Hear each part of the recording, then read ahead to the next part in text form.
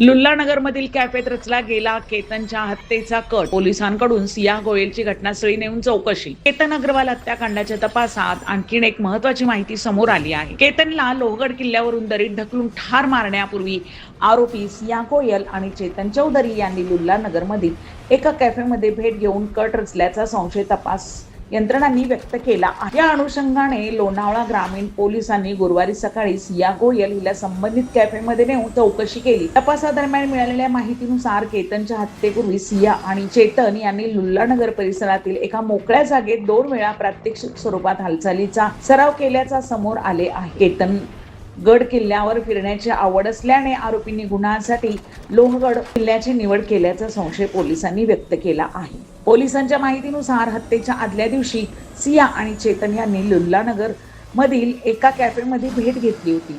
या भेटीत गुन्ह्याचे नियोजन करण्यात आल्याचा तपास प्राथमिक अंदाज आहे. त्यानंतर दोघांनी मोकळ्या जागेत जाऊन कथितपणे संपूर्ण कटाचा सराव केल्याची माहिती समोर आली आहे. दरम्यान सोशल मीडियावर व्हायरल झालेल्या व्हिडिओच्या आधारे पोलिसांनी संबंधित कॅफेची पडताळणी केली. सिया आणि चेतन नेमके कुठे बसले होते, ते तिथे किती वेळ थांबले होते, त्यांनी कोणाशी संवाद साधला होता का, तसेच त्या दिवशी हालचालीचा तपशील काय होता याबाबत सियाकडून माहिती घेण्यात आली. पोलिसांनी घटनास्थळी प्रत्यक्ष पाहणी करून विविध बाबींची पडताळणी केल्याची माहिती सूत्रांनी दिली. पारस मुथा यांचा रिपोर्ट.